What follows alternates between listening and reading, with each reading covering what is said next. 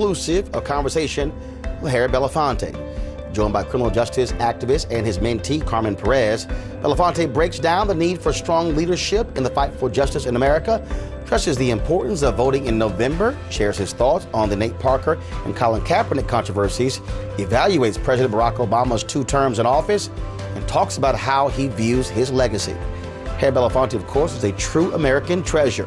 A NewsOne Now exclusive, a conversation with Harry Belafonte starts right now.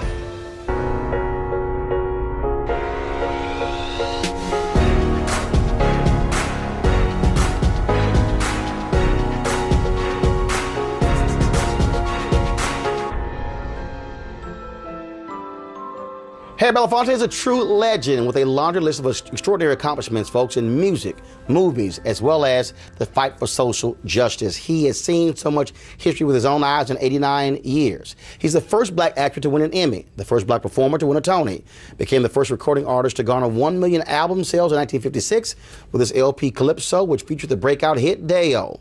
He was mentored by the great Paul Robeson, a true American hero. Belafonte fought for freedom, was personal friends with Dr. Martin Luther King Jr., as well as Nelson Mandela, traveling the globe to fight oppression. He was also the mastermind behind the global We Are the World fundraising efforts. Now 89, he stands strong, continuing to carry the next generation of leaders on his shoulders. I recently sat down with him and his mentee, criminal justice activist Carmen Perez, at his New York office, where he talked about the current fight for freedom in America, the upcoming election, and their event in October, Many Rivers to Cross, a festival of music, art, and justice. With Many Rivers to Cross, you're combining music and art dealing with social justice. Why this, why now? The absence of black presence by celebrity is a serious loss to our potential use of power to make a difference. So I invited all the artists I could think of to come for a two-day festival down in Atlanta to celebrate criminal justice as a festival. It's called Many Rivers to Cross, based upon a great song. And in it, all the artists will sing to songs that in content speak about the plight of black people. So artist after artist after artist, I've looked at all the songs that will be sung. I look at what Jamie Foxx will be saying and what he will sing. I've looked at John Legend and what he will say and what he will sing. I've looked at Carmen. I've looked at Alice Smith. I've talked to Chuck D, whom I love madly, and what he brings to the table. And I think those who come will be more than rewarded with what they see of black presence speaking to these issues. I also add this, and I'll be through on this subject. It is that what also surprises me is the number of artists that told me no. Really? Oh, yeah. As a matter of fact, there are some artists that told me yes in the light of enthusiasm, in the first rush, and were they were pressed to really define what would be asked of them, what kind of songs to sing, and what they should be turning their attention to comment on, stepped away. They don't want the blemish. They don't want the burden of responsibility. And I was really quite surprised. And how did that make you feel? Made me feel sad, because the particular people that I'm talking about that stepped away were the ones that I least suspected that would have done that. And because I have no right to hold anybody hostage to what I think and what I want to do, they're exempt from any act of coming on board, so to speak. I don't want to blackmail them into this. So when these artists said no, I said, okay, I hear you. But you do remember who said no? I'll never forget. And on occasion, I'll make sure they don't forget either. I think Mr. B's vision has always been to bring together activists. And a lot of activists are connected to artists. You know, we certainly work with a lot of artists, and working with Mr. Belafonte, you know, he constantly talks about artists are the gatekeepers to truth, their civilization's radical voice.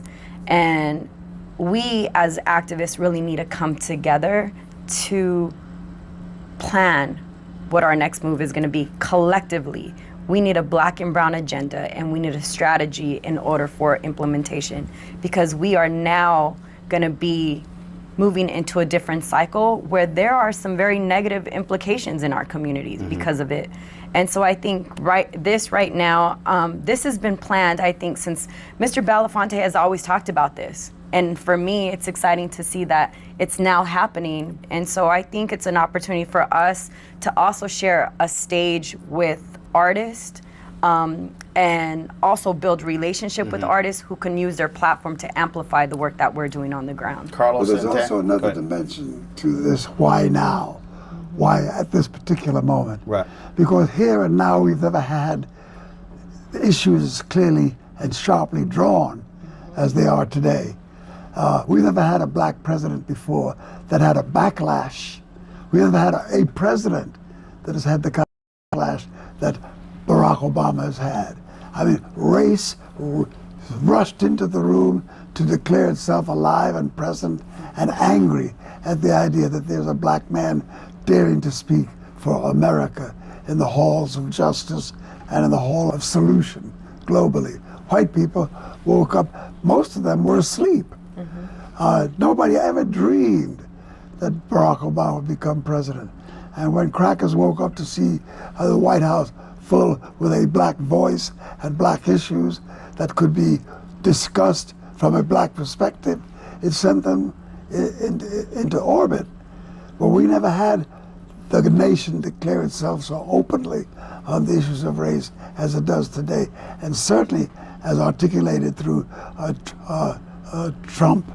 I mean, the things that Donald Trump says about Latinos, about blacks, about youth, about criminality, about women, all the things. Nobody has ever stepped to the forefront with that agenda as openly declared as he has.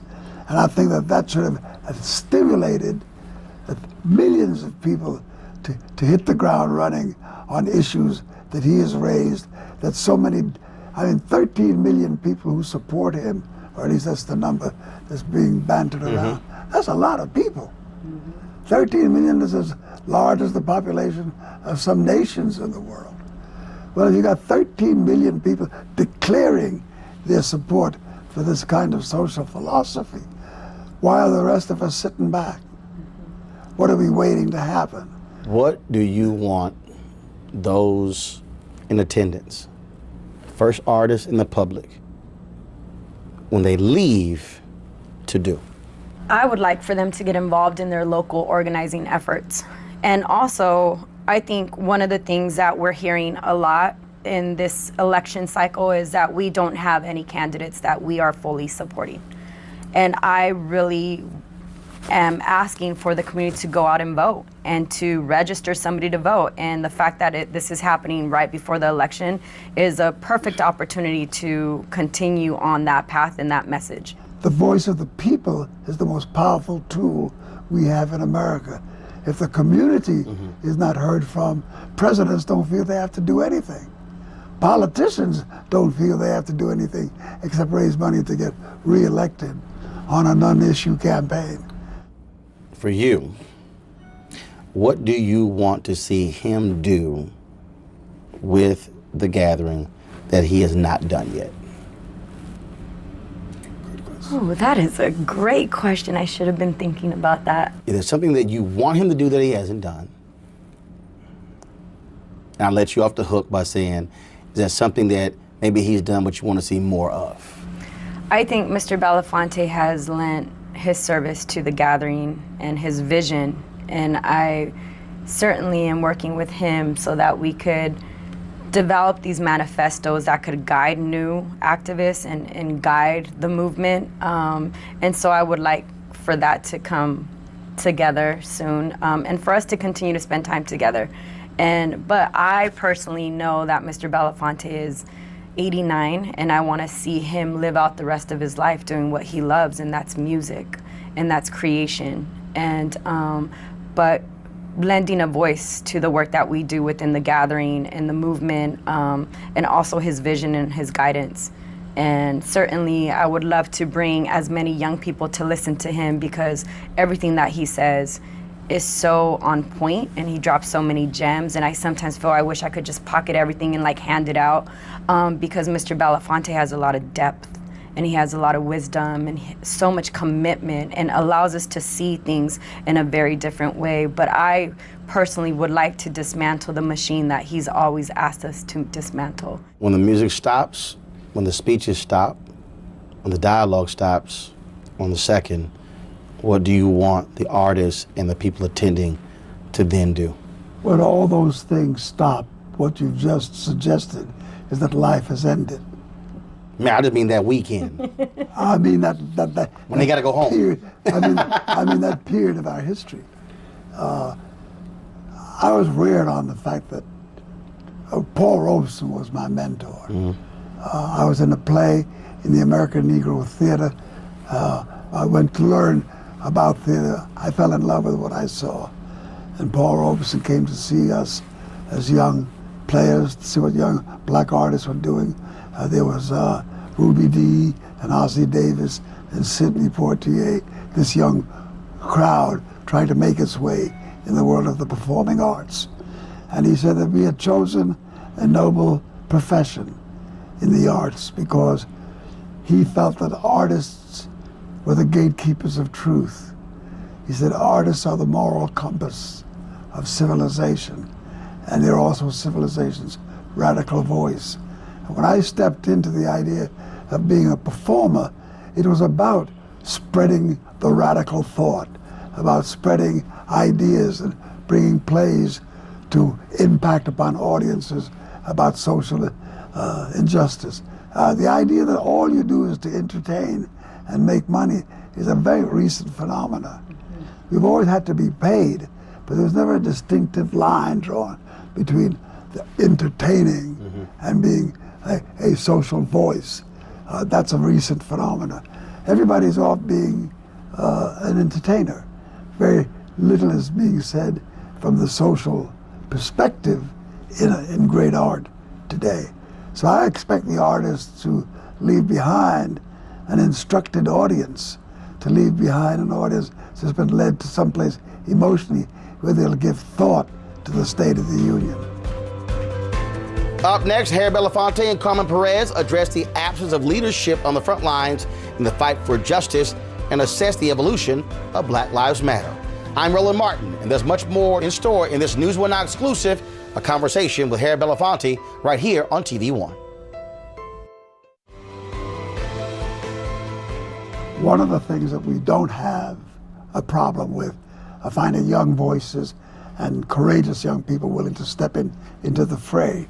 When you look at Ferguson, when you look at Baltimore, when you look at all the places that Carmen organizes and where she has been, and I've been in some of those locations as well, like with young people on Dream Defenders. In Florida, yeah. Florida. They're doing incredible work. What we don't have is a willing constituency. Everybody's out celebrating the party of victory from the last time we did anything. And the celebration isn't so joyous because we need to get black people to understand a lot of people died to reinsure that the idea that your right to vote was not lost by some negative opposition. You have to take advantage of that. Well, the black vote has to turn out. We don't see any major campaign taking place on turning out the black vote. Individuals speak to it on occasion, but there's no resource being thrown fully behind the idea that the most important vote I can remember in my 90 years of life in America, the most important election I can think of. And I was in the Second World War, I was in the Civil Rights upheaval, just before that, the organizing of labor in America during the Great Depression, because that's the era I was born into. All of that preceded us is not evident today. There are no large movements. There is no commitment from people who come from that tradition. But a lot of people are celebrating the victories that we achieved. Because I say to young people who said the civil rights movement is dead, the civil rights movement isn't dead because oppression isn't dead.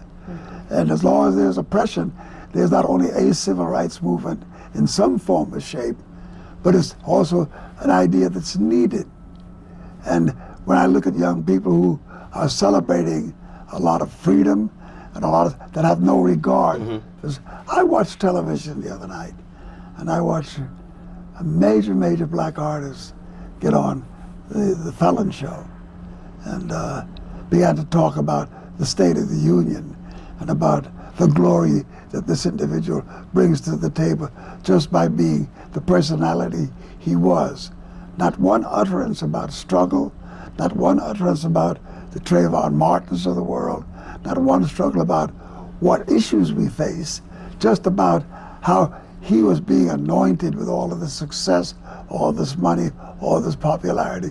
And that's all he felt was needed of him, that there wasn't to be a voice. But when I came along, I could hardly find an artist that didn't feel they had an obligation to be committed. And out of that era came the Smothers Brothers, came Bob Dylan. Marlon Brando, the people you were rolling with? Well, just whenever I turned around looking for artists, you know, there was always somebody there. You know, somebody was singing "What's Going On," and in the middle of listening to a love song, all of a sudden Marvin Gaye hit you with a thought that said, "Wake up, what's going on?" and made you think. That very rarely happens today. 20 years from now, you'll be 59, you'll be 110. Watch yourself, young 109. man. We're 50 years apart. There you go. What do you expect, or where do you expect her to be and be doing 20 years from now? Well, you've asked a tough question because there's the part of me that can answer that question based upon what I wish and what I hope. But that wish and that hope is not very different than the wish and hope that I had 50 years behind me. When I set out to do certain things, I just knew that by the time I got to be 70, the world would be in perfect shape, that everything would be a great panacea, that humanity would be living up to its greatest self in the room of civilized behavior. Well, we never had as many wars as we do now, between Iraq and between Afghanistan and all the mischief that America does in its adventures in all of these places around the world, and what the world does independently of America. Indians fighting Indians in India, tribes set on one another, destructive forces in clash in Latin America. Instead of being in a place of serenity, we were in a place of complete upheaval. Our prisons, the largest prison population in the world, exists today that didn't exist 50 years ago. And 50 years ago, we thought the prison population was too large then, but it's even much larger now.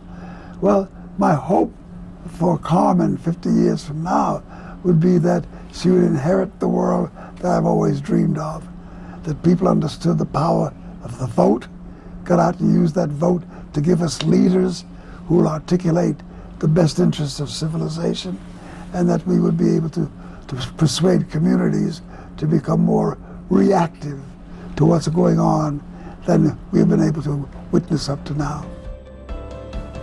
Coming up, Harry Belafonte and I go one-on-one to talk NFL quarterback Colin Kaepernick's on-field fight against police brutality, the Birth of a Nation movie, and the Nate Parker rape controversy. Plus, Belafonte talks about who is fit to take the baton in the fight for social justice. I'm Roland Martin, and you're watching a NewsOne Now exclusive, a conversation with Harry Belafonte on TV One. It was great talking with Carmen Perez along with Harry Belafonte about many of these issues, but then Harry and I went one-on-one talking about Colin Kaepernick's protest when it comes to the national anthem and police brutality. We also discussed President Obama, his legacy in 2 terms in office, plus who Belafonte thinks is next in line to carry the load in the fight for justice in America. To mute the slave has always been to the best interests of the slave owner. And I think that when a black voice is raised in protest to oppression, those who are comfortable with our oppression are the first to criticize us for daring to speak out against it. I think that it's a noble thing that he's done. I think that speaking out and making people aware of the fact that you are paying homage to an anthem that also has a constituency that by the millions suffer is a righteous thing to do. The fact that these people are having these, how dare you speak out against lynching and all of the things that that racism stands for, or the conclusions to racist acts permit, I think is a statement about America. I think he's a noble and a courageous man for having done that. Now, I say this with some history of my own. I was at the height of American success, hit records and movies and being rewarded by millions of people coming in attendance to the audiences that I played around the world. The machinery of oppression was always at work trying to discredit me, make me a communist, make me unpatriotic, et cetera, et cetera, et cetera. And it takes a lot of courage to stand up in the face of that onslaught, that reactive moment, and not bend to the wind. What I would love to see is I would love to see a few hundred other black athletes take that as a symbol. It doesn't affect the game. It doesn't affect the way it's going to be played. It just tells you a lot about what the people on the field are thinking in their every waking moment. A. Philip Randolph once said, if you are comfortable with my oppression, then you are my oppressor. You have never been one to be shy when it comes to issues. You recently gave an interview with regards to the controversy that was surrounding Nate Parker and the birth of a nation. And then a lot of people are saying, oh, he said the wrong thing, or he shouldn't have said it that way, he should have shown more sympathy. But your position on that, you made it clear that examining a story, what took place 17 years ago, is one thing. But this movie and what it represents and the history is another thing. What has it been like for you having to get that level of pushback and criticism, folks saying, I'm just disappointed in Harry Belafonte for his comments about Nate Parker? Well, let me put things within a certain context. Mm-hmm. I had gone to see the picture because I'd heard that there was a lot quite provocative about the film itself that was worthy of seeing. So I went and I saw the picture, and I was deeply moved, not only by the artistry of the cinema art, because he wrote it, he directed it, and starred in the picture. And he hit a home run in every one of those departments of creative achievement. And I was quite taken with the fact that this young man demonstrated that kind of gift and that kind of power. And the film itself, I thought, was an important film from the point of view of understanding more clearly the history of black people. He is the charge of the crime that he is experiencing revisited again. Took place, I think, 17 years ago. Odd years ago. Why, in those ensuing years, have I never heard this story before or heard this protest? Why until this moment around a film that is worthy of being made, worthy of telling a truth that needs to be heard, that is as powerful as it? Why was this moment picked to single him out as a young who was unrepentant for an act that he did, which I consider to be most villainous? I don't support the idea that he was once involved in a rape charge. But the fact of the matter is that he did go before the criminal justice system. If the system chose to let him go, then your problem is with the system, not with the victim. What is it that we want of him, or what does his detractors want of him? Do they want him to would they have been happy if he had the death penalty? Would they have been happy if he had been put in prison for life? What punishment do they think would satisfy their criticism of him that he is not already paid? And I know what it is in the midst of that kind of declaration, especially when you see the picture itself. When you see the picture itself, there's a moral underpinning to the picture. There's a historic truth to the picture. There's a brilliance to the art itself. Why pick this moment to raise this issue? And what is it that in raising the issue has not been satisfied already? By no stretch of the imagination do I approve of what he did. Do I see any justification for what he did? And because he may have been in a tough place as a young man and may have had a rough experience at a certain time in his life, all those may be facts, but it doesn't blur the truth. The truth is that you were involved in an act of rape, and that is unacceptable and inexcusable. And he was found not guilty. Then your issue is really with the criminal justice system. Why do they let him go and not someone else? Were you in the courtroom? Do you know what all the facts are? Do you know on what basis he was not charged and permitted to go free? I don't. When he speaks of the situation, he speaks of the situation saying, I was involved in something that I should never have done, and I'm sorry that I did it, and I'll spend the rest of my life repenting for it, and doing things and making films and pursuing causes that are more enlightened and does things to better the human condition. My one-on-one with Harry Belafonte continues with a discussion about how President Barack Obama has tackled the issues affecting the black community in his 8 years in office. That's next. I'm Roland Martin, and you're watching a NewsOne Now exclusive, a conversation with Harry Belafonte right here on TV One. You and I spoke in his office 4 years ago.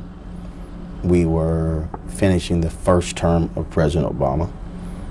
Now we're at the end of his second term. Your assessment of the president's performance, commitment to black America after 8 years of the first black president. I am guilty of, and I'm sure I speak for a number of black Americans who are guilty of, having brought to the table of expectations, things we wanted him to do when he was president. And in failing to do so, we've been somewhat critical of his tenure as president.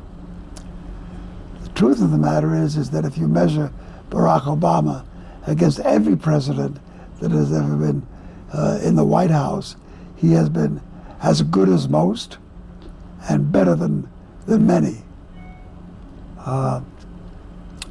Has he used his office to do things in a way that I thought would have been more beneficial to the needs of black people in America? No, I think we fell short. But I don't think he should be punished for something he should have done based upon looking at what he did achieve and what he did do. Now, he uses the fact that Medicare and the health care bill, the Obama bill, was a contribution that he made that affected all people, black or white, that it was a gift, or at least a promise, held forth to all the citizens of this country. In that act alone, he states he has served the needs of black people, but in so doing, he served the needs of all people. Well, I don't know that there shouldn't have been some exceptions made. I do believe that with what black people are facing in terms of the racist platform that Donald Trump, for instance, is evidencing, and others who support him are saying in support of him, we need to hear more from Barack Obama on that subject than we have heard. There's still some time left because he still has a few months left with the presidency. But I think by and large, there is a sense of the lack of fulfillment during the time of his presidency. I've made a point that I believe that a lot of African Americans we have remained at the inauguration parade, waving, just mesmerized by visually seeing a black first family. When the parade was over, everybody else left. And that the reality is, you can on one hand celebrate and revel in the first black president, but he's also the 44th. And going back to the point that A. Philip Randolph made to FDR, you have to make somebody do something. That's right. And in the end of any such debate or discourse and discussion, I often say, while we're pointing the finger at Barack Obama, we have to ask ourselves, why did we let him off the hook? Where was the black voice to be raised up in righteous indignation, pushing him? Why didn't we make him do more than he did? He's not heard from us. If he hasn't heard from us, his assumption is all's well back in the barn. But it's not. And we should have let him know that. And we should have let him know it in a bigger voice. And perhaps his conscience or his appetite for change would have been expressed differently than what he has given us. As our one-on-one draws to a close, Harry Belafonte reflects on his long and historic entertainment career and tireless fight for civil rights. And he also makes it very clear why retirement is not an option. That's next on this NewsOne Now exclusive, a conversation with Harry Belafonte. You were on the cover of Ebony magazine with two young artists, Zendaya, Jesse Williams. And when you reflect on Paul Robeson being your mentor, there was an image that they shot of the three of you handing a baton.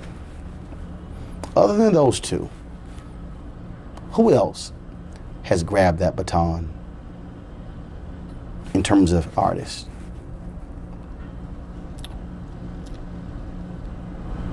I think the response to that would hold the nation responsible for the fact that it anoints those whom it wants to anoint with success, and it defies those whom it doesn't want to be the victims of the success of speaking out against racial oppression, and especially if you do it as an artist and somebody who gains public favor.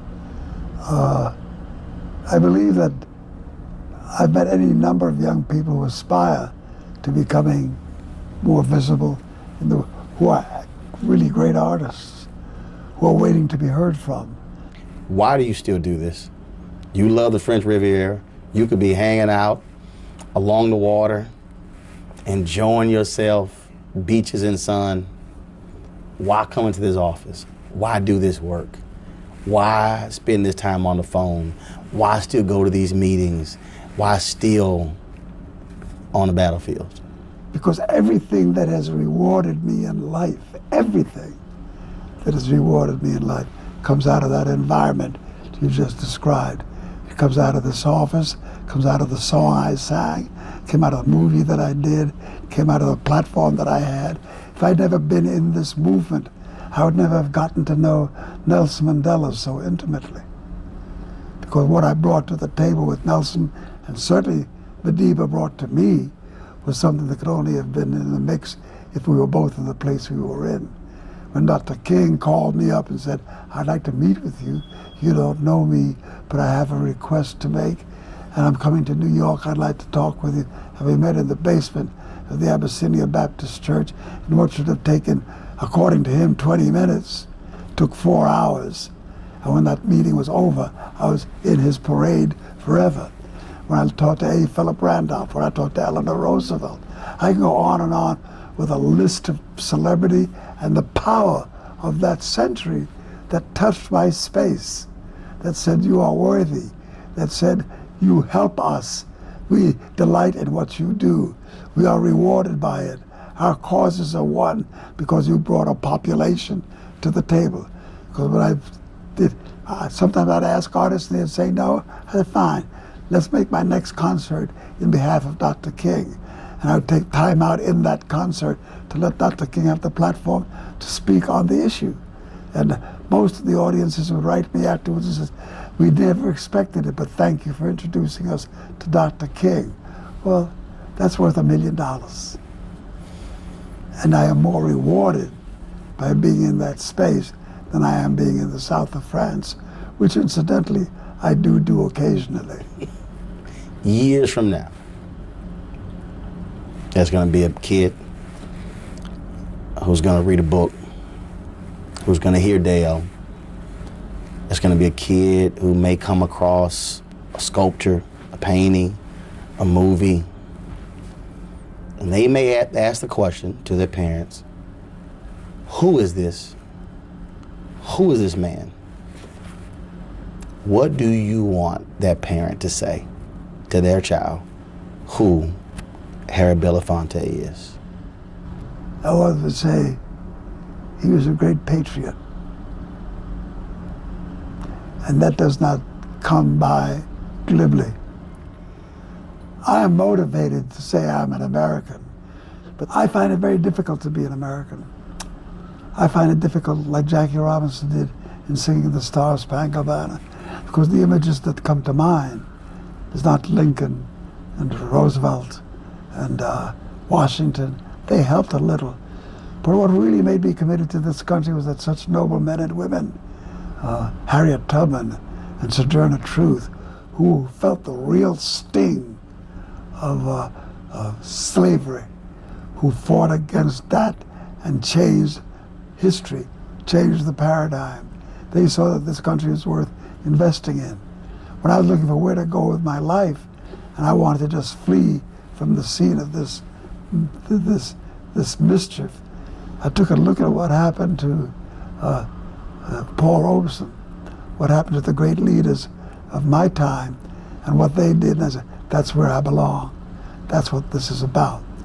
So that for me, when I think of being an American, I think about the America that we profess we want to be and have yet to achieve. And I genuinely believe that the only way America can achieve it is if I help America achieve it. If I don't step into the fray and make myself be heard and make the thoughts be felt, then I've failed my journey. I am satisfied with the men and women that I've served in my life, and those who have enlightened me and made me feel whole, made me feel worthy. They gave me, they anointed, they gave me approval. Well, you know that we certainly appreciate all your work. I do as well. It's always good to chat with you and hear your perspective. It's wonderful talking to you.